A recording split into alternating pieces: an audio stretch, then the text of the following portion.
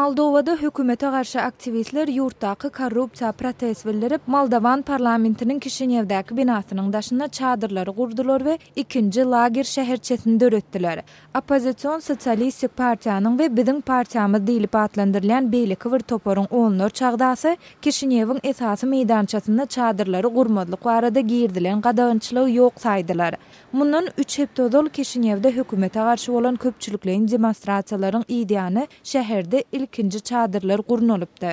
Moldowanyň 3 bankynda mundan 1 ýyl odal 1 milliard Amerikan dollary ýitirim boldy. Munyň netijesinde ýurtda ykdysady krizis emele geldi. Bu krizis sebäpli Moldowan köpçüligi hökümete gahar gadap bildirýär. 27 sentýabrda ýekşenme güni aktivistleriň täze giň gowrumly ýürüýüş geçirmegini araşdyrýar.